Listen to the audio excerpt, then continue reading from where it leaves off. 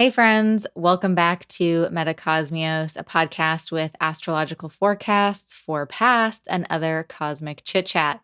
I'm your host, Jay, translator of planetary cadence, also known as an astrologer. Thanks so much for being here.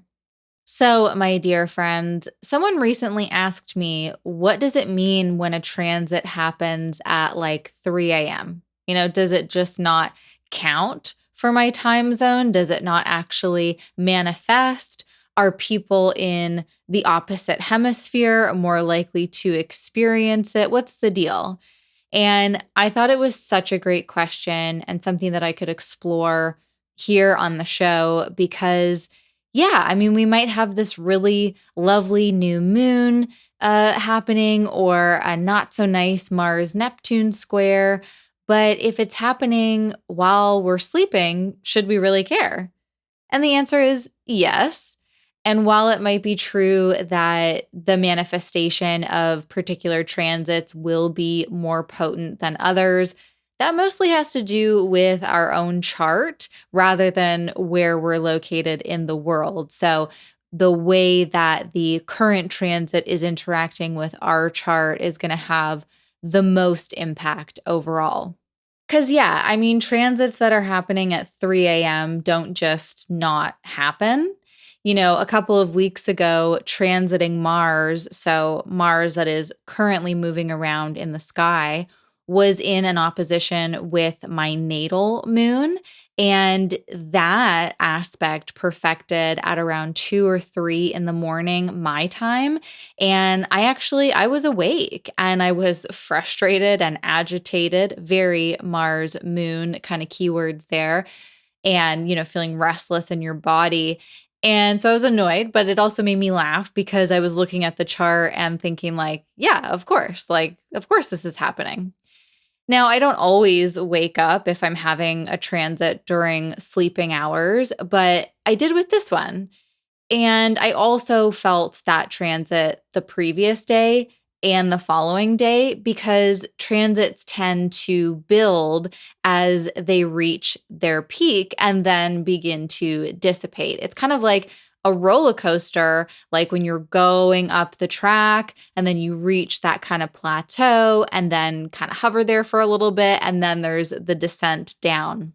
And I should interject here quickly and say that I kind of often use the terms transit and aspects pretty interchangeably, which maybe I shouldn't, but an aspect is the actual technical configuration between the planets. So when I talked about Mars being in opposition to my moon, the opposition is the aspect. And then the transit is kind of the larger picture of all that. So I was having a Mars moon transit, but the aspect was the opposition and it perfected at like 2 or 3 a.m. Hopefully that's clear. So, yeah, I mean, transits build. And in fact, for most transits, we can look at a 3-degree range on either side of that exact aspect to see when it'll kind of be in play, when the energies of the overall transit will be most potent. So, for example, that Mars opposition, my moon, would have been exact at 14 degrees of both Capricorn, where transiting Mars is, and Cancer, where my natal moon is. So, I started tracking that once Mars hit 11 degrees of Capricorn. And I kind of kept it in my mind that I might be feeling more restless or more irritable until Mars reached 17 degrees of Capricorn. So 3 degrees on either side of that 14-degree marker. So that was the window of time in which the transit was most active. Although it's going to, obviously, the peak point, that exact moment is going to be the most active. It's the peak. But there was that window, right? And it didn't just not happen because the exact time was so early in the morning where I live. Depending on how quickly a planet moves, a transit can last anywhere from a couple of hours to a couple of years. And that can affect the overall impact of the transit. One isn't more important than the other, in my opinion, but they certainly speak to different cycles, different types of cycles that we're going through, different patterns in our lives, and different life experiences. The moon is our fastest moving body, and it's going to speak to our regularly shifting moods. So, as the moon moves through the sky, moves through our chart, we can kind of track our changing moods, our changing emotions. The moon will be very acutely impactful, but a little ephemeral, temporary, right? Whereas Pluto, our slowest moving planet, will describe decades worth of time. We're probably not going to feel Pluto every day, but when it interacts with a natal planet, it can be really all consuming, and it generally sort of impacts the broader life picture. So hopefully you're starting to see how transits aren't just happening in the exact moment. It's definitely helpful to know when that exact moment is, especially with a longer term transit, because you'll know then that, with a more beneficial transit, you kind of have until that exact moment to kind of fully work in flow with that energy, and then it's going to start to dissipate. And with a more difficult transit, it kind of gives you a marker of like, okay, I just got to make it to this point of this day, and then things will start to decrease or dissipate. It's not going to disappear, but it's certainly going to start to lessen in strength. Now, if you're interested in learning what kinds of transits you're currently moving through and what's coming up for you over like the next 6 to 12 months, I do have a new offering called Cosmic Cycles, which is an astrology reading that explores the themes, challenges, and opportunities you might be navigating based on how the current movements of the planets are interacting with and activating the planets in your natal chart. So there's a link in the show notes to that reading if you're curious. I would love to translate some of those movements for you. And if you're still kind of like, okay, but what's a transit?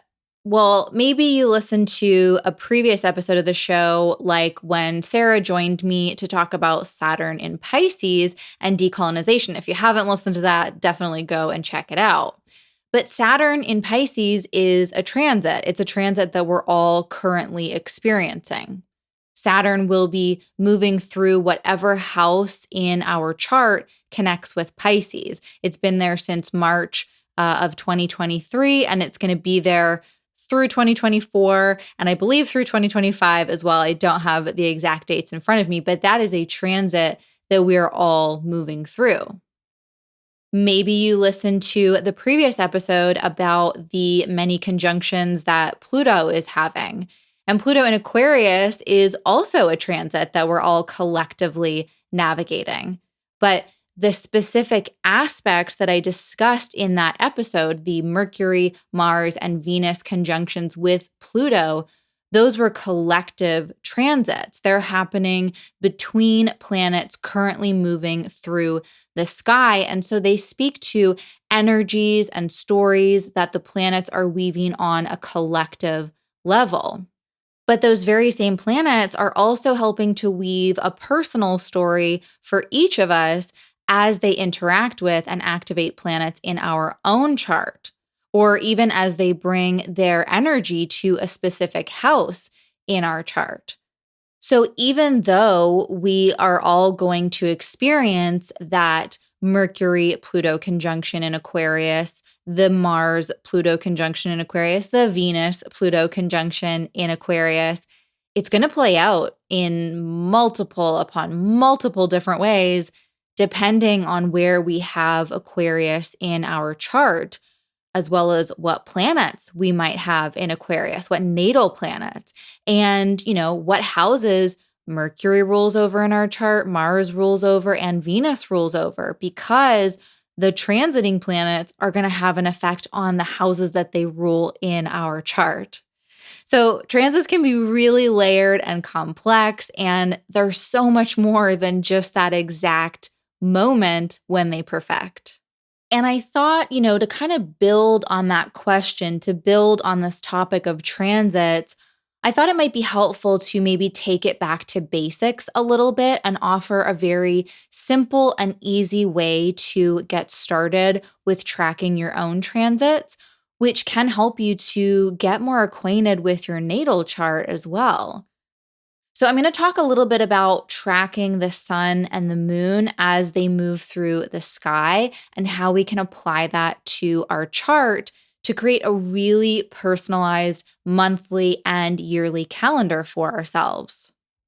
And I think tracking the sun and the moon makes a really great entry point for astrology. And it also helps to continuously strengthen your understanding of astrology. I mean, I learn something new all the time as I watch where the sun and the moon, sometimes called the luminaries or the lights, as I watch where they travel in my chart. I'm able to connect deeper with these archetypes and energies, and I learn more about myself and my own cycles and patterns and how I can live more in flow with the cosmos and like use the magic of the planets to create a more magical life here on Earth. So, first things first, make sure you have a copy of your natal chart in front of you. I have linked a website in the show notes. So, if you don't have a copy, you can go and grab one. You just need your birthday, your birth time, and the birth location. And I'm going to enthusiastically recommend that you get a copy of that natal chart using the whole sign house system, but you do you. Okay, so starting with the moon. The moon is going to move through every house in your chart once a month. It's going to spend 2 to 3 days in each sign, in each house. So if you're using the whole sign house system, let's say you have a Scorpio first house, the moon will spend 2 to 3 days there. Then it'll move into your second house of Sagittarius, spend a couple of days there, move on to your third house of Capricorn, and so on and so forth. Now, to know where the actual moon is, there's a ton of apps that have this info. The Chani app is a popular one. It will also have some horoscopes for you. There's just an app called Moon Phases. I've also put a link in the show notes to astro.com, which is the same site you can get your chart from, but it also has a list, an updated list of the current planetary placements. So there's a ton of ways to get this info. So the moon is going to give you the most frequent opportunities to check in with how each house feels for you. And I highly recommend just starting a little journal, write down the date every day, the sign that the moon is in, and the house that corresponds with for your chart. And then just start taking note of the kind of everyday happenings, your moods, your cravings, if you're feeling more reflective or more active. Maybe a random memory comes into mind that could help offer insight. It's obviously a good idea to have a base idea of what the houses symbolize. And I have made a little house wheel with significations for you available via a link in the show notes. So you can use that for reference, but I also want to really encourage you to just be open to whatever is coming up. Like, yes, the moon in your third house of communication, short trips, regular rituals and routines might be a time when you're doing a lot of errands in your neighborhood or you're suddenly talking with your neighbors a lot. It's also the house of siblings. So maybe the moon being there, you're having like an emotional conversation with a brother or sister or something. But those things can manifest in so many different ways depending on the sign of your third house, the planets in your third house, the planet ruling your third house. So I think it's good to be aware of the house topics, but to also just be open to seeing how the energy shows up for you personally. Because a third house moon transit for me is going to be very different from your third house moon transit. For me, it's going to activate my natal Neptune. And so I might be that much more sensitive. I might be in the mood for activities that are spiritual and creative. My regular routine might involve more naps. But you might have Mars in your third house. And so this transit might bring a more active energy for you. You might be a little more irritable, or maybe your communications feel spicier than usual while the moon is there. Now, obviously, there are going to be things that are overlapping because you're not just having a moon transit. Like, there are several other planets moving through the sky at the same time, causing infinite amount of interactions. So it's good to follow the moon for a couple of months and start to see, where the patterns repeat themselves and where you can kind of see that data sort of piling up and pointing in one specific direction. The moon is also going to give us frequent opportunities to tap into what it's like to have each of our planets activated. So our natal planets activated, which I just kind of mentioned there with the Neptune and the Mars example. And that's because every month the moon is going to meet up with every planet in our chart. Now, it's going to make all different types of aspects with all of those planets, but I highly recommend paying the most attention to and certainly starting off with the conjunctions. So that's when the moon is at the exact same degree in the exact same sign as one of your natal planets.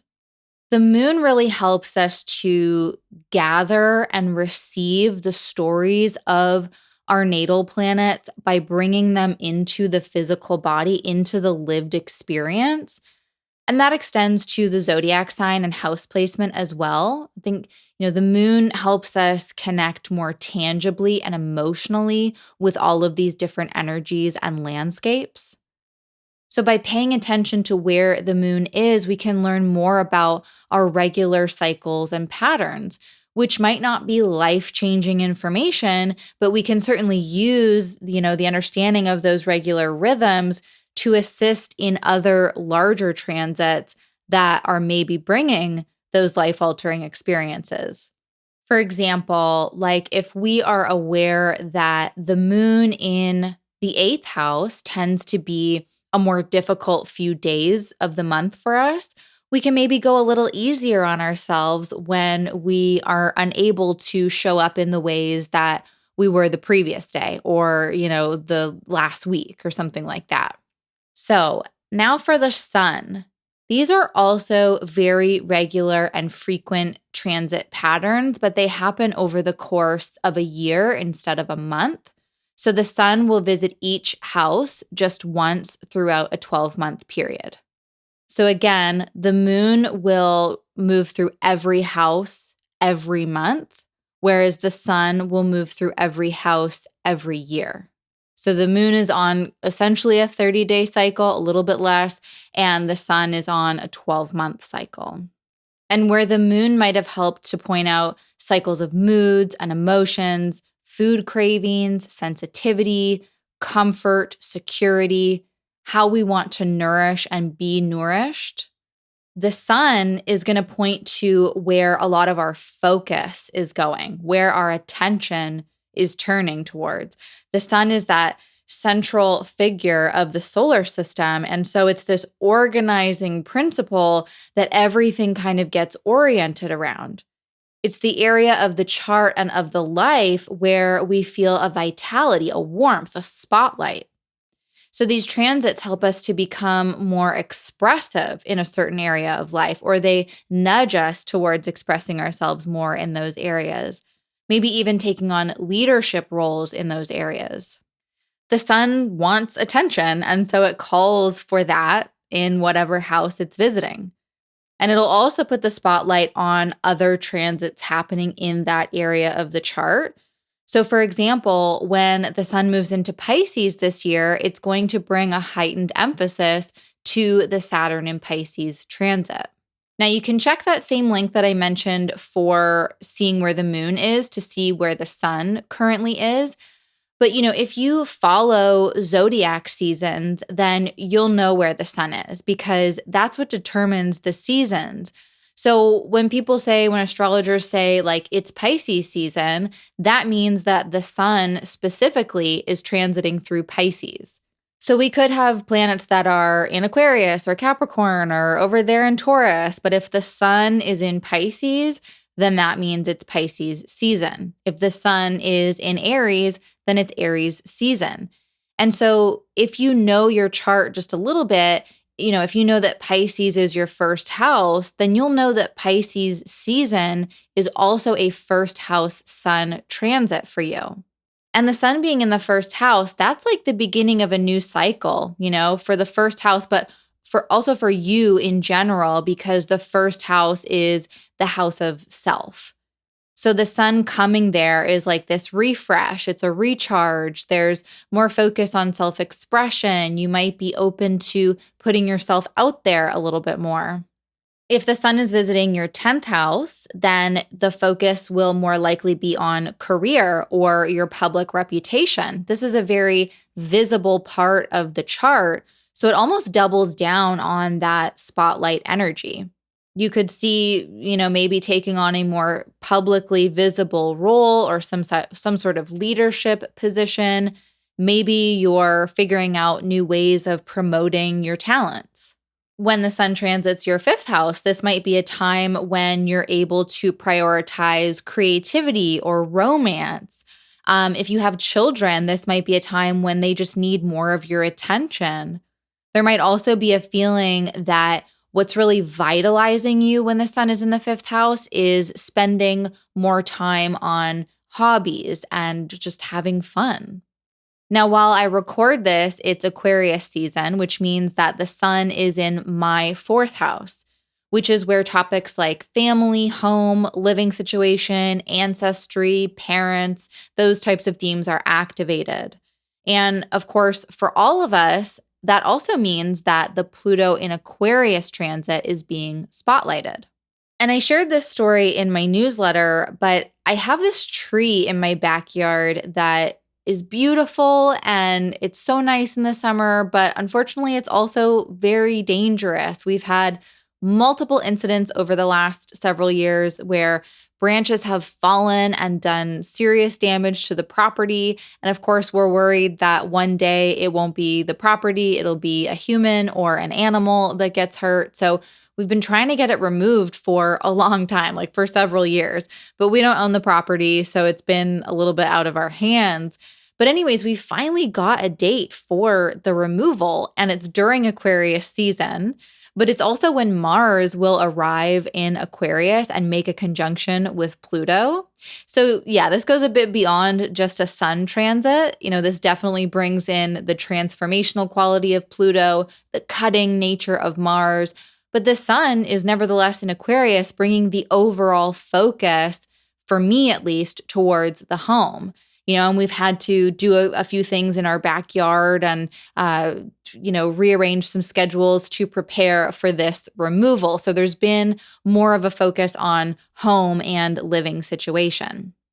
And so again, with the sun transits, it's good to know the topics of the house as you're tracking these transits, but definitely just allow space to see how things are showing up for you personally.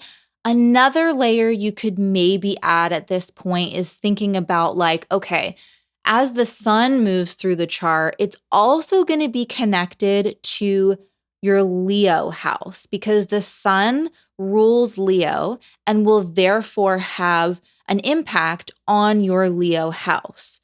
So as the sun moves through the chart, think about how the different energies and the different landscapes it's moving through is affecting that other house. The same goes for the moon. The moon rules over Cancer. So its movements, almost every day and certainly throughout the month is going to have some sort of impact on the house that it rules in your chart. So that's another little layer you can bring in to make it even more personal.